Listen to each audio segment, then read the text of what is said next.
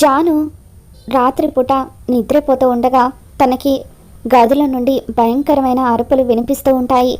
జై ఎవరినైతే బంధించి ఉంచాడో అతను రాత్రిపూట విపరీతమైన భయంకర శబ్దాలు చేస్తూ ఉండడంతో జానుకి మెలకు వచ్చి ఆ గది వైపు వెళ్తూ ఉంటుంది.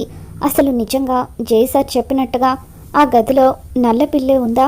ఒకవేళ నల్లపిల్లి ఉంటే అప్పుడు ఈ శబ్దాలు ఎందుకో మనిషి అరుపుల్లాగా వినిపిస్తాయి అని చెప్పి జై సార్ నా దగ్గర ఏదో దాస్తున్నట్టుగా అనిపిస్తుంది. ఎలాగైనా సరే అదేంటో తెలుసుకోవాలి అని చెప్పి జాను ఆ గది దగ్గరికి వెళ్తూ ఉంటే ఇక అప్పుడే జై అక్కడికి వస్తాడో. జై జాను భుజం మీద చేయి వేయగానే ఒక్కసారిగా జాను ఉలిక్కిపడి వెనక్కి తిరిగి చూస్తుంది. సార్ అని చెప్పి జాను అనగానే ఏమైంది జాను, ఇంత రాత్రిపూట ఇక్కడికి ఎందుకు వచ్చావు అని చెప్పి జై అంటూ ఉంటాడు. ఏం లేదు సార్, లోపల నుండి ఏవో భయంకరమైన శబ్దాలు వినిపిస్తున్నాయి, అందుకే భయంతో నిద్ర పట్టక అసలు ఏంటా అని చూడ్డానికి వచ్చాను అని అంటూ ఉంటే అప్పుడు జై జానుతో ఏంటి జాను, ఇంకా నీకు నా మీద నమ్మకం రాలేదా? ఆ గదిలో బ్లాక్ క్యాట్ ఉందని ఇంతకు ముందు నేను నీకు చూపించాను కదా, మళ్ళీ ఇప్పుడు ఎందుకు కొత్తగా ఏదో ఉన్నట్టుగా నీకు నువ్వే ఊహించేసుకొని ఆ గది దగ్గరికి వచ్చావు అని చెప్పి జై అంటూ ఉంటే అయ్యో అదేం లేదు సార్, జస్ట్ ఊరికే క్యాజువల్గా వచ్చాను అంతే అని చెప్పి జాను అంటూ ఉంటుంది. ఇక దాంతో జై పద జాను వెళ్ళి పడుకుందాము, ఉదయాన్నే నేను ఆఫీస్కి త్వరగా వెళ్ళాలని చెప్పాను కదా, మీటింగ్స్ ఉన్నాయని చెప్పి అంటూ ఉంటే ఓకే సార్ అని చెప్పి జాను జైతో పాటు గదిలోకి వస్తుంది. ఇక జాను నిద్రపోతున్నట్టుగా నటిస్తూ మనసులో మాత్రం ఆ గదిలో ఏముందో ఎలాగైనా సరే తెలుసుకోవాలి, జై సార్ ఏదో దాస్తున్నట్టుగా అనిపిస్తుంది, జై సార్ చిన్నప్పుడు ఎక్కడ ఉండేవారో ఎలా ఉండేవారో ఆయన వాళ్ళెవరో ఎలాగైనా తెలుసుకోవాలి, సార్ గురించి ఆయన పేరు ఆయన ఆఫీస్ తప్ప నాకు ఇంకా ఏ వివరాలు తెలీదు, ఎలాగైనా సరే సార్ ఏ ఊర్లో పుట్టారో ఇవన్నీ కూడా తెలుసుకోవాలి అని చెప్పి జాను అనుకుంటుంది. జై మనసులో జానుకి నా మీద అనుమానం మొదలైనట్టుగా ఉంది, ఎలాగైనా సరే రేపటి నుండి తనకు ఏ విధమైన అరుపులు వినిపించకుండా ఉండాలంటే తను తాగే పాలల్లో రేపటి నుండి మత్తు మందు ఇవ్వాలి, అప్పుడే తనకి నా మీద అనుమానం రాదు, నిద్రపోయినా కూడా తనకి ఎటువంటి అరుపులు వినిపించవు, రాత్రి పాలు తాగి పడుకుంటే ఉదయం వరకు తను లేవకుండా మత్తుగా నిద్రపోతుంది అని చెప్పి జై కుట్ర చేస్తూ ఉంటాడు. మరోపక్క తులసి తన మెడలో తాళి కట్టింది ఎవరో ఇంకా తెలియకపోవడంతో ఎంతగానో బాధపడుతూ ఉంటుంది. ఒక పక్క నాకు పెళ్లి జరగడం లేదని అమ్మ నాన్న ఎంతగానో బాధపడుతున్నారు, మరోపక్క నా మెడలో ఈ తాళి కట్టింది ఎవరో తెలియక తాళి విషయాన్ని బయట పెట్టలేక నేను కూడా నరకం అనుభవిస్తున్నాను, వీటన్నిటికీ ఫుల్ స్టాప్ పడాలంటే నేను ఏదో ఒక నిర్ణయం తీసుకుంటాను అని చెప్పి తులసి రాత్రిపూట ఇంట్లో నుండి బయటకు వెళ్ళిపోతుంది. ఇక అలా బయటకు వెళ్ళిపోయిన తర్వాత తులసి ఒక గుడికి వెళ్ళి దండం పెట్టుకుంటూ స్వామి, అందరూ ఆడపిల్లల్లాగే నేను కూడా నాకు ఒక మంచి భర్త దొరకాలని, అమ్మ నాన్నలకు భారంగా ఉండకుండా త్వరగా పెళ్లి చేసుకొని వెళ్ళిపోవాలని ఎన్నో కలలు కన్నాను, కానీ పుట్టిన దగ్గర నుండి నన్ను ఏదో ఒక దోషం వెంటాడుతూనే ఉంది, అందరూ కూడా నన్ను నష్టజాతకురాలనంటూ ఎన్నో మాటలు అన్నారు, అయినప్పటికీ నేను అవేవి పట్టించుకోకుండా నా సొంత కాళ్ళ మీద నేను నిలబడి పైకొచ్చాను, కష్టపడి చదువుకున్నాను, ఉద్యోగం కూడా సంపాదించుకున్నాను, కానీ కుజదోషం ఉండడం వల్ల నన్ను పెళ్లి చేసుకోవడానికి ఎవరు కూడా ముందుకు రాలేదు, నా అదృష్టమో మరి ఇంకేంటో కానీ శ్రీకాంత్ గారు నన్ను పెళ్లి చేసుకోవడానికి ముందుకు వచ్చారు, కానీ నిజంగానే నా రాత బాగోలేక నాతో పెళ్లి కాకుండానే ఆయన చనిపోయారు, అప్పటి నుండి నిజంగానే నాదొక దరిద్రపు జాతకం అని చెప్పి అందరూ కూడా ఇంకా సూటిపోటి మాటలతో నన్ను వేధించడం మొదలుపెట్టారు.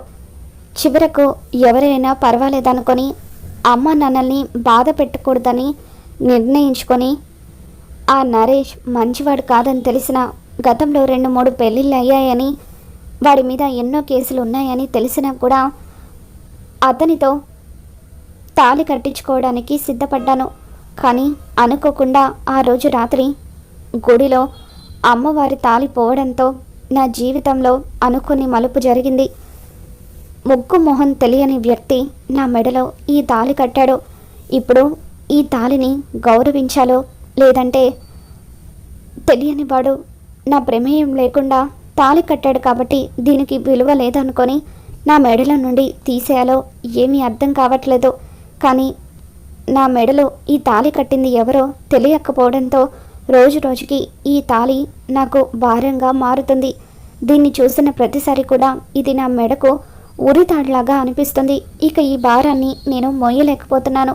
ఇప్పుడే నీ సమక్షంలో దీన్ని నేను తీసి పడేస్తాను అని చెప్పి తులసి ఆ తాళిని తీసేపోతూ ఉంటే ఇక అప్పుడే అక్కడికి వచ్చిన ఒక సోదావిడ, తప్పు తల్లి, నీ మెడలో ఆ తాళి పడిందంటే దేవుడి ఆజ్ఞ లేనిదే నీ మెడలో ఆ తాళి పడదు కదా, త్వరలోనే నీ జీవితంలో అతిపెద్ద మార్పు చోటు చేసుకోబోతుంది అని చెప్పి ఆ సోది చెప్పే ఆవిడ తులసికి చెబుతూ ఉంటుంది.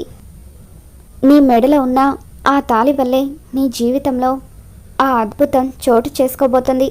అప్పటి వరకు ఓపిక ఎదురు చూడు తల్లి, త్వరలోనే నీ మెడలో తాళి కట్టినవాడు నీకు ఎదురు పడిపోతున్నాడు, అతనెవరో నీకు తెలియబోతుంది అని చెప్పి సోది చెప్పే ఆవిడ చెప్పడంతో తులసి ఇక ఇంటికి వచ్చేస్తూ ఉంటుంది. మరోపక్క తులసి కనిపించడం లేదని ఇంట్లో అందరూ కూడా కంగారు పడిపోతూ ఉంటారు. ఇక అప్పుడే తులసి ఇంటికి రావడంతో ఇకప్పుడు తులసి వాళ్ళ అమ్మ నాన్న ఇద్దరు కూడా చాలా ఆనందపడిపోతూ, అమ్మ తులసి, ఇప్పటి వరకు నువ్వు కనిపించకపోయేసరికి మేమంతా ఎంతలా కంగారు పడిపోయామో తెలుసా అని చెప్పి బాధపడుతూ ఉంటే, నన్ను క్షమించమ్మా, మీకు చెప్పకుండా వెళ్ళడం తప్పే అని చెప్పి తులసి లక్ష్మిని హక్ చేసుకొని ఏడుస్తూ ఉంటుంది. నేను అప్పుడే చెప్పాను కదా, ఈ దరిద్రం అంత ఈజీగా మనల్ని వదిలేసి ఎలా వెళ్ళిపోతుందని.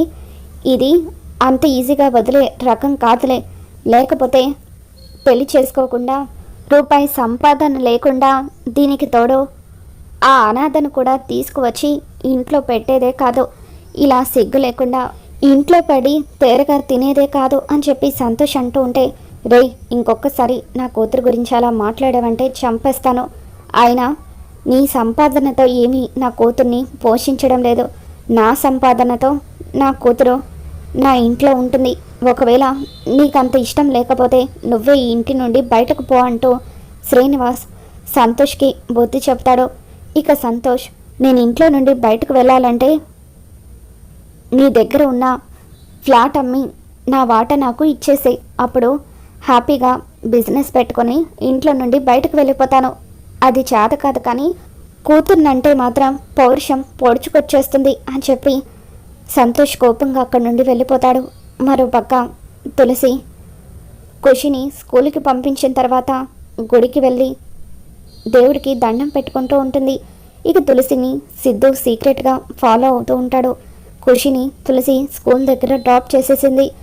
ఇప్పుడు తులసి ఒంటరిగా గుడికి వెళ్తుంది కాబట్టి ఎలాగైనా తులసితో ఏకాంతంగా కాసేపు మాట్లాడాలి, తనకి ఏదైనా బాధ ఉంటే ఆ బాధని తీర్చాలి అని చెప్పి సిద్ధు గుడికి వస్తూ ఉంటాడు. కళ్ళు కనిపించని ఒక పెద్దావిడ కొబ్బరికాయలు అమ్ముతూ ఉంటే తులసి ఆవిడ దగ్గరికి వెళ్ళి, బామ్మ, ఒక కొబ్బరికాయ ఇవా అని చెప్పి తన దగ్గర కొబ్బరికాయ తీసుకుంటుంది. అమ్మ తులసి, నువ్వా అమ్మ? ఆ దేవుడు నీకు అంతా మంచి చేయాలి, వెళ్ళమ్మా, ఈరోజు చాలా మంచి రోజు, నువ్వు ఏం కోరుకున్నా సరే ఆ భగవంతుడు నీ కోరిక నెరవేరుస్తాడు, ఆ అమ్మవారి తాళి కూడా దొరుకుతుంది, త్వరలో నీ పెళ్లి జరుగుతుంది అని చెప్పి పెద్దావిడ అంటూ ఉంటుంది. తులసి కొబ్బరికాయ తీసుకొని లోపలికి వెళ్ళి ప్రదక్షిణలు చేస్తూ ఉంటుంది. ఇక అప్పుడే సిద్ధు కూడా తులసి వెనకాలే గుడి లోపలికి వస్తాడు. ఆ పెద్దావిడ దగ్గరికి వెళ్ళి, బామ్మ, ఒక కొబ్బరికాయ ఇవ్వు బామ్మ అని చెప్పి అంటూ ఉంటే అప్పుడు సిద్ధు చేతిలో డబ్బులు తీసుకుంటూ ఆ పెద్దావిడ సిద్ధుని గుర్తుపడుతుంది.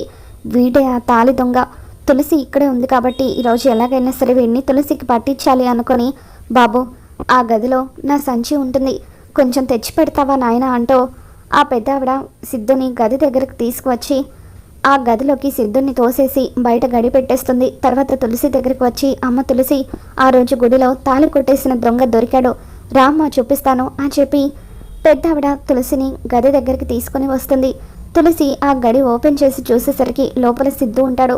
సిద్ధుని చూడగానే తులసి ఒక్కసారిగా షాక్ అవుతూ ఉంటుంది. వీడేనమ్మా ఆ రోజు తాళి కొట్టేసింది అని చెప్పి పెద్దావిడ అనగానే తులసి ఒక్కసారిగా షాక్ అవుతూ ఏడుస్తూ, సరే బామ్మ ఇక నువ్వు వెళ్ళు, నేను చూసుకుంటాను అని చెప్పి తులసి సిద్ధుని పక్కకు లాక్కొచ్చి, ఎందుకు ఇలా చేసావు, ఎందుకు ఆ రోజు అమ్మవారి గుడిలో తాళి కొట్టేసి నా పెళ్ళి ఆగిపోవడానికి కారణమయ్యావు అని చెప్పి నిలదీసి అడుగుతూ ఉంటే సిద్ధు మౌనంగా ఉండిపోతాడు. అడుగుతుంది నిన్నే, మర్యాదగా నిజం చెప్పు సిద్ధు, ఎందుకో ఆ రోజు తాళి తీసావో, ఆ తాళిని నా మెడలో ఎందుకు కట్టావో అని చెప్పి తులసి ఆ మంగళసూత్రాన్ని బయటకు తీసి సిద్ధుకి చూపిస్తూ ఉంటే, ఇకప్పుడు సిద్ధు నీ జీవితాన్ని నిలబెట్టడం కోసమే నేను అలా చేశాను తులసి అని చెప్పి అంటూ ఉంటాడు.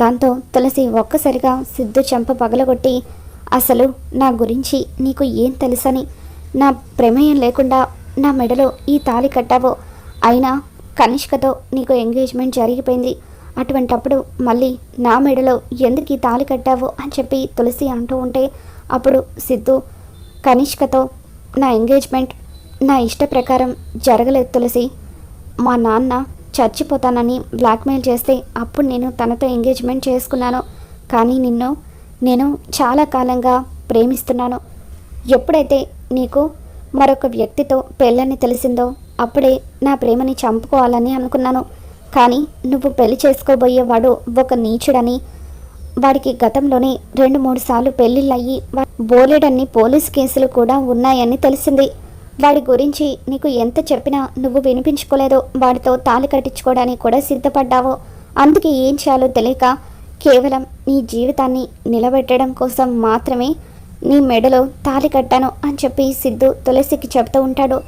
ఇక దాంతో తులసి, అసలు నీకు నా గురించి ఏం తెలుసు సిద్ధు, ఇప్పుడు నువ్వు నా మెడలో తాళి కట్టడం వల్ల నువ్వు నా బాధ్యత మాత్రమే కాదు ఖుషి బాధ్యత కూడా తీసుకోవాలి, ఖుషికి తల్లిగా జీవితాంతం ఉంటానని నేను ఒకరికి మాటిచ్చాను అని చెప్పి తులసి అంటూ ఉంటే, చూడు తులసి, నీ గతంలో ఏం జరిగిందో నాకు అనవసరం, నీ భవిష్యత్తు మాత్రమే నాకు ముఖ్యం, ఇకపై నీకొచ్చిన ప్రతి కష్టంలో నేను ఉంటాను, తోడుగా అండగా నిలబడతాను, నువ్వు ఖుషికి తల్లిగా ఉంటానని మాటిచ్చానని అంటున్నావు, నేను నీకు మాటిస్తున్నాను, ఇకపై ఖుషికి నువ్వు తల్లివైతే నేను తండ్రిని, ఖుషి మన పాప అని చెప్పి సిద్ధు తులసికి నచ్చ చెప్పడానికి ప్రయత్నిస్తూ ఉంటాడు. చూడు తులసి, నువ్వు ఎవరి గురించి ఆలోచించాల్సిన అవసరం లేదు, నీ భర్తగా నీ బాధ్యత నేను తీసుకుంటాను, నాతో రా అంటూ సిద్ధు తులసిని తన ఇంటికి తీసుకెళ్ళిపోతూ, ఇప్పుడే మా నాన్నకు మన పెళ్లి జరిగిపోయిన విషయం గురించి చెప్తాను, నువ్వే నా భార్య అన్న విషయం మా ఇంట్లో చెప్పేస్తాను, అలాగే మీ వాళ్ళకు కూడా మనకు పెళ్లి జరిగిపోయిన విషయాన్ని తెలియజేస్తాను, అప్పుడిక నువ్వు నష్టజాతకురాలువని ఎవరు కూడా నిన్ను ఏమీ అనలేరు అని చెప్పి సిద్ధు తులసి నుదుటిన కుంకుమ పెట్టి తన చెయ్యి పట్టుకొని అక్కడి నుండి తీసుకెళ్ళిపోతూ ఉంటాడు. మరి రాబోతున్న ఎపిసోడ్లో ఏం జరగబోతుందో మళ్ళీ మన ఛానల్లో తెలుసుకుందాం. ఈ వీడియో మీకు నచ్చినట్లయితే ఒక లైక్ చేయండి.